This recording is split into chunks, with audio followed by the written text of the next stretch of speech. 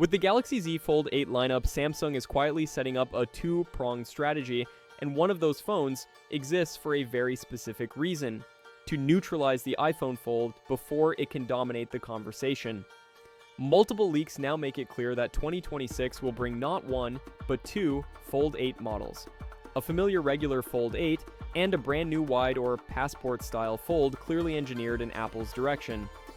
According to supply chain chatter and mock-ups shared by Ice Universe, Samsung's wide fold has abandoned its earlier experimental plan of a square inner display. Instead, Samsung has pivoted hard toward a 4:3 aspect ratio that mirrors Apple's reported design almost exactly. Caddy comparisons show matching display proportions, nearly identical screen sizes, and a form factor even wider than the original Pixel Fold.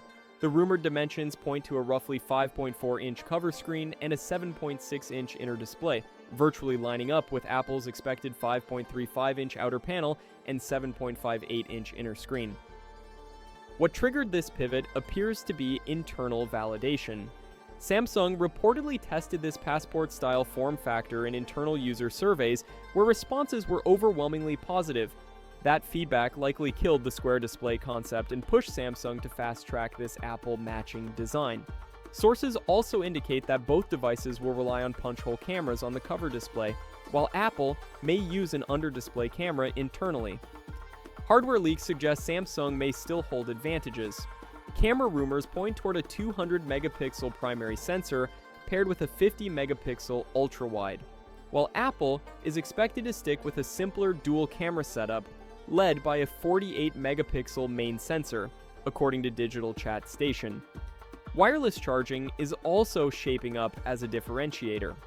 Leaks reports the Fold 8 Wide could support 25-watt wireless charging, likely through Qi 2.2 with built-in magnets, enabling true MagSafe-style accessories without workarounds.